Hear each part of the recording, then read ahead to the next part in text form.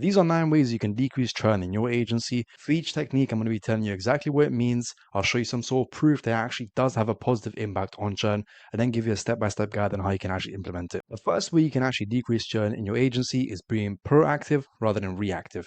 Now, let me just explain to you exactly what that means using an example. Let's say you go on a holiday and you get a house sitter to look after this massive mansion of yours, and this is just a random house sitter you found, she's not that good. She ends up having a party and then bursting one of the pipes in your house, causing a leakage everywhere. Would you rather come home, discover the leakage and the pipe that's actually burst, and then have to be reactive and tell the house sitter what's going on? Or would you rather her be proactive, send you a message while you're on holiday to let you know, hey, I've just gone ahead and burst this pipe, there's a leakage all over the house, but I've gone ahead and got a plumber for you and he's coming to fix it right now so there won't be any damage. I definitely know which option I'd rather have, and that's the difference between being proactive and reactive when it comes to your clients. Now, a study by Help Llama actually showed that 89% of people found proactive service to be a positive experience. And that's a crazy statistic on its own.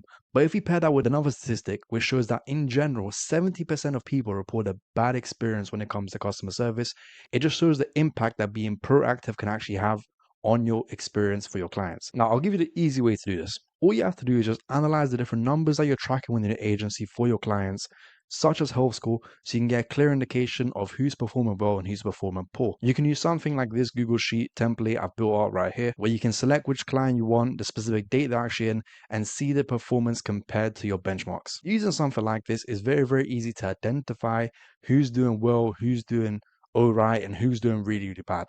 So if you find someone that's doing poor, for example, you can have a closer look, spot the bottleneck, and actually fix the issue before it actually becomes a problem, rather than waiting, laying back like nothing's going on, and then having your client shout on you and ultimately leave you, increasing that churn rate just because you're being reactive rather than proactive. Now, a pro tip I'll give you, while you're actually fixing it, don't just be silent, fix in the background without telling anything that's going on. Let them know exactly what's going on. Tell the whole world what you're actually doing, because it will let them know that you actually care and you're making a valid effort to actually fix the problem that's going on with a specific service delivery. That's the first way to actually decrease a churn. If you're wondering who this guy is in orange t-shirt, my name's Leo. I'm the CEO and founder of Fluxomate, an operation agency that helps agency owners all over the world set up scale-proof systems. We've implemented all of these techniques within our own agency, but also within our partners' agencies, and seeing positive effects. So if you actually want to decrease the churn rate in your agency, then this video will be useful. One thing I will say, guys, is throughout this whole thing, you can obviously apply this to your clients, but this is also something you can apply to decrease the turnover rate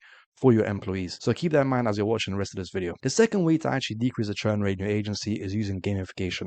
Now, this is the exact same thing that Sam Ovens and Alex Amosi invested a lot of money into developing school, but it's also the same thing that people in Vegas and video game companies invest billions every single year on to literally get people addicted to the video games or the slot machines. There's a ton of different studies out there that shows the impact that gamification can actually have specifically in business, but the key concept of it is that you're tapping into the fundamental human emotions, social dynamics, and cognitive processes to make them more engaged in your specific solution. A specific survey by Burzin and Associated, who investigated over 800 different companies, found that companies that actually have some sort of gamification process had a 31% lower voluntary turnover rate than average. If that doesn't show you the impact of having something like gamification in your agency, then I don't know what will.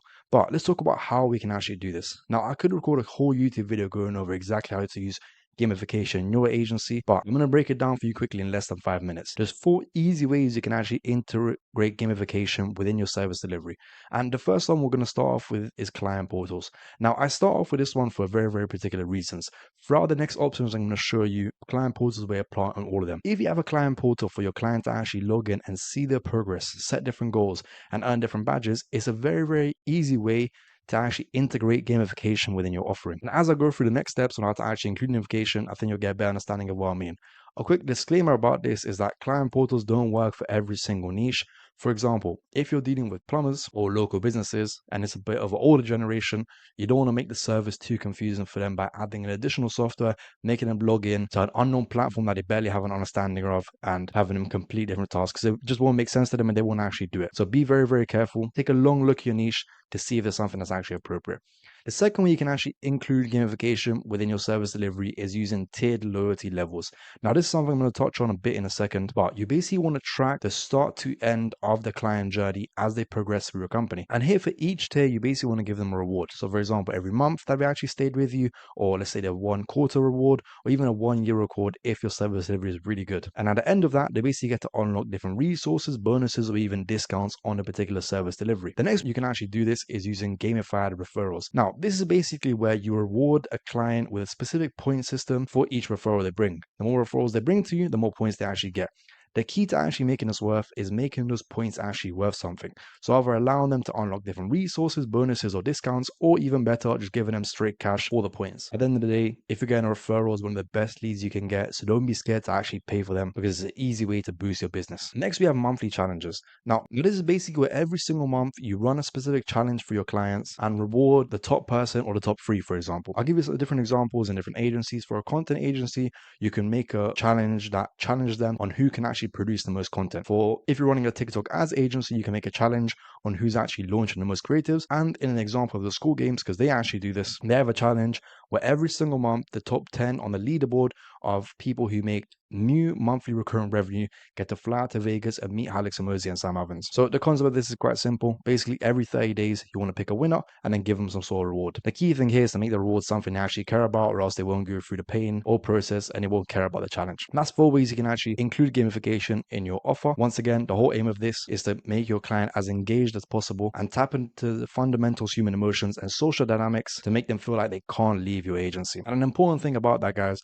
throughout this whole video, I'm going to be giving you different ways you can decrease the churn, but there's only so much you can do if you're not providing real results to your clients and you're not fulfilling your promises. So before you go on to these 9 different ways to actually decrease in your agency, make sure your service delivery is tight as possible and that you're actually getting your clients results, because that's the best way to actually decrease churn in the agency. Next, we're going to talk about constant updates. Now, this is something that Teresa Amabile and Stephen Kramer actually wrote about in the book, The Progress Principle.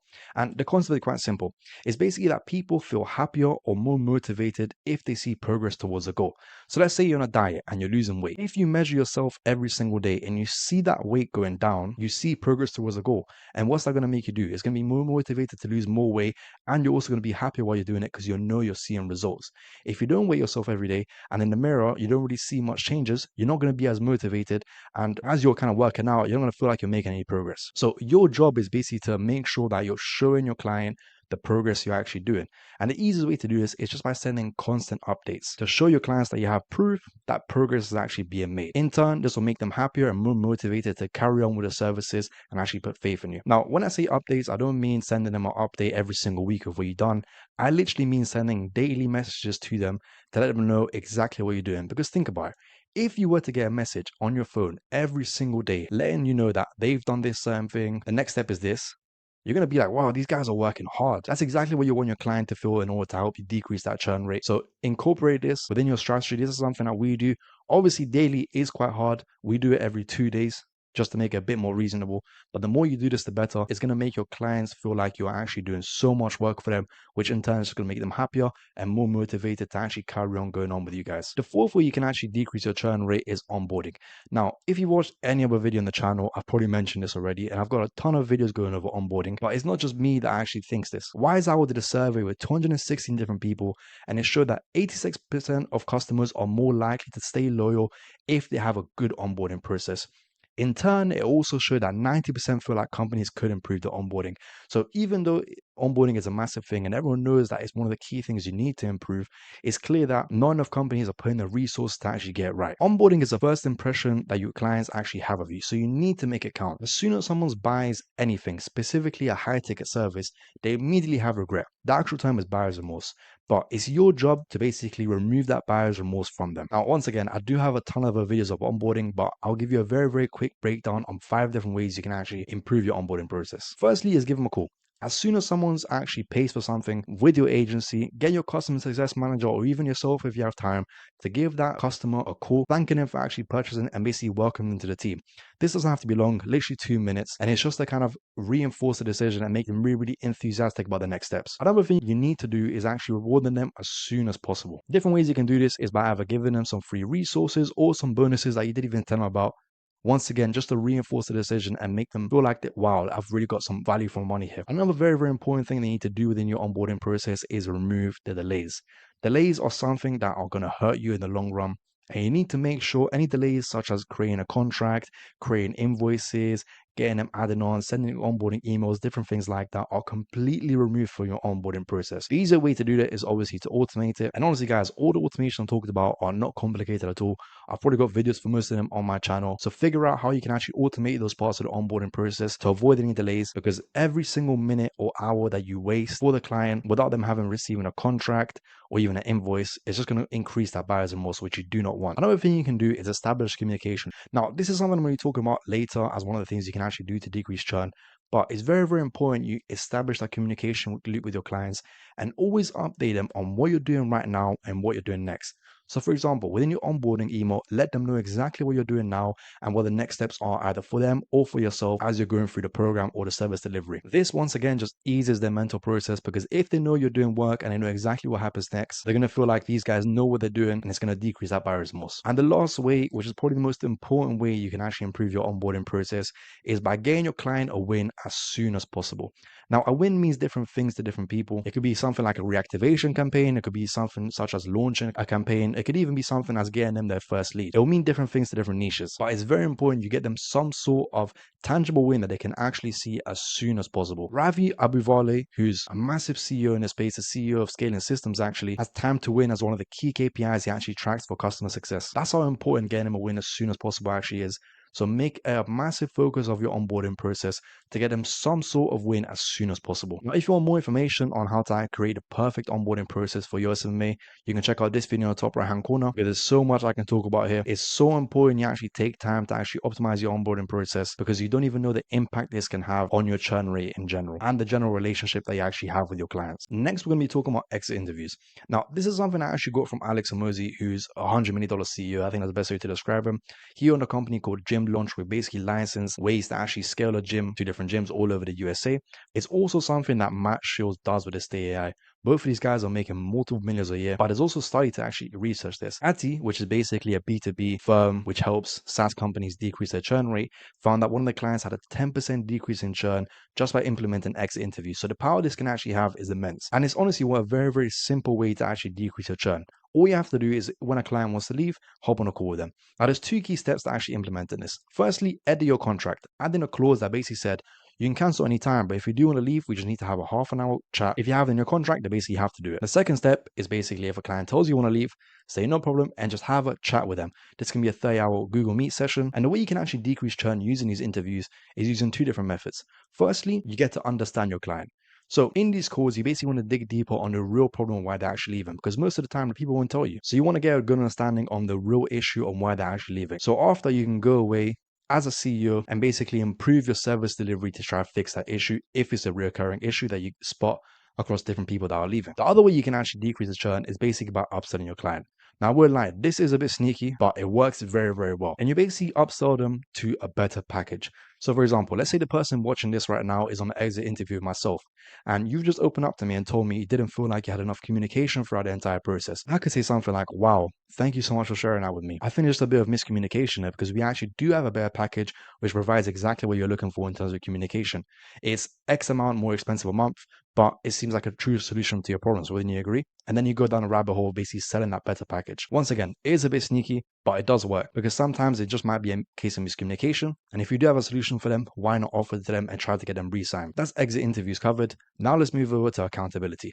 Now, as part of a service agency, sometimes you need to give tasks to your clients for them to actually complete. And if they don't complete those tasks, it will lead to delays. And then if there's any delays, eventually down the line, at some point, your client will be upset with you because there are delays. In order to actually avoid this, we want to use the Hawthorne effect, which is basically the concept that individuals modify their behavior in response to being observed or being held accountable. So rather than just giving your client a task and asking them pretty please to do it, you want to give your client a task, and it now becomes your duty to actually hold them accountable to actually complete those tasks to avoid any delays. This is easy ways to reduce churn. You do have to shift the power dynamic a bit and gain a bit more authority over your client in order to hold them accountable to the specific tasks. But I think the easiest way to do this in a very, very nice way. It's just to explain to them why they need to complete the tasks and kind of show them the consequences of them not completing the task. So what I usually say, for example, is I say something along the lines of, hey, I'm sure you're super, super busy, but if you find any time today, please complete X, because if you don't, then it's going to cause delays in the rest of the process, and I don't want you guys to be upset about that. Something along those lines. You just basically want to convey that if they don't do the specific task you actually assigned to them, then it will cause delays for them and it won't be advantageous. Don't be scared to hold your clients accountable. At the end of the day, all you're doing is making sure that you have all the tools necessary to provide them with the best possible experience. And if you explain to them and they're a rational human being, they'll understand. The seventh way you can actually decrease your churn rate in your agency is using a technique called surprise and delight. Now, surprise and delight is basically creating emotional connections with customers through unexpected and meaningful gifts. The whole goal of this is basically to reward customer loyalty and increase that emotional relationship that you guys have. I couldn't find any specific studies to show the effect this has on churn, but MasterCard has been doing a campaign for many, many years, which basically incorporates this. They call it the priceless surprise. And they basically reward loyal customers by giving them free or priceless, I should say, options when they actually go to buy different things. The easiest way to actually incorporate this straight into your agency is within your CRM, add different data builds to track different things like birthday dates, anniversary day, or even important achievements. So, for example, let's say you hop on a sales call with myself and you tell me, man, I've been doing 10K a month for the past 6 months, and I really, really want to get to 20K a month so I can afford X for my new kid. As soon as you hit that 20K a month, I can check that in the CRM and send you a quick message saying, man, well done for hitting 20K a month. You can now afford X for your kid. Obviously, that's just an example, but you get that deal. You basically want to acknowledge their achievements and reward them through different things. Adding it in your CRM is an easy way so you can easily spot it, send them a congratulations method, and then order them some sort of gift. This can be something like champagne, handwritten cards, gift cards, or even flowers if you want. Obviously depends on your ideal customer and what they actually want. Love doing this to my customers. It really, really helps strengthen our relationship. And if you get flowers from someone who's providing you a good service, the likelihood of you actually leaving with them is very, very low, guys. I promise you that. I've been on both ends of the stick. The next way you can actually decrease the churn in your agency is by collecting and implementing feedback. Now, Qualtrics actually did a study on companies, and it showed that companies that had a VOC program, which is basically just a feedback collection implementation program, had a 15-20% higher upsell and cross-sell rate than average. Now, this isn't a direct statistic to show the impact that this has on churn, but it does show that your clients will be happier if you implement something to fully understand their problems and then make adjustments to your service delivery based on their feedback. The method of this is very, very simple. First, you want to collect feedback, but then you also need to implement it. There's no point doing this if you're just going to hear them out, get them to open up to you, and then don't do anything about it. Implementing is the key of this whole system. In terms of collecting feedback, the easy way to do it is for every single month, send your clients a form, or even better, hop on a call with them to gather feedback. Here, you want to find out what's going well, what's going bad, to really, really get a good understanding of how you can improve your services for that specific client. I will say, sometimes you have to dig deep in the feedback section here, but the more you understand their problems and get a really, really good understanding of how you can actually improve your service delivery, the better service you can actually give them. So try explain that to them. And using different techniques like that, it'll be easier for them to actually open up and give you some real feedback. In terms of implementing, which once again is the key of this whole process, as soon as you get that feedback, create an action plan on how you're actually going to improve your service delivery by implementing it immediately. Once again, guys, I can't reinforce this idea enough. If you're collecting feedback, you need to implement it straight away. So for example, let's say you hop on a call with a client and they tell you, man, yeah, I'm really enjoying the service delivery, but sometimes it feels like I'm not really getting enough communication from you guys. The next day, you need to start sending them important updates on exactly what you're doing and improving that communication. Because if someone were to open up to you on a call and you don't do anything about it, it's going to make them feel like trash, and you don't want to do that. I've got a whole video going over how to actually implement a collection and implementation system when it comes to feedback. In there, we also use AI to kind of speed up this whole process and make sure you actually do the implementation side of things. So if you want to check that video out, you can check out this video in the top right hand corner. And the last way, guys, to actually decrease the churn in your agency is by implementing our community. Now, a study by Gainsight actually showed that having customer engagement in a community platform like school, for example, is an easy way to actually increase stronger relationship with your clients and reduce that churn rate. And it comes down to the concept that you're actually allowing for digital-like engagement that fosters a sense of belonging and loyalty among customers, making them less likely to leave. It's the exact same kind of concept as if you grow up in a very, very tight-knit community where all your family is there, all your different friends are in the same area. It makes it very, very hard for you to leave to a different destination, even if you get a better job, because you're leaving all of that behind. Now, the way to actually do this is very, very simple. You basically want to create some sort of community with every single one of your clients. And within our community, there's a bunch of different goals you actually need to achieve. Firstly, you want to allow your clients to actually connect with each other. If you have clients in the same niche, you might firstly think they won't want to do that.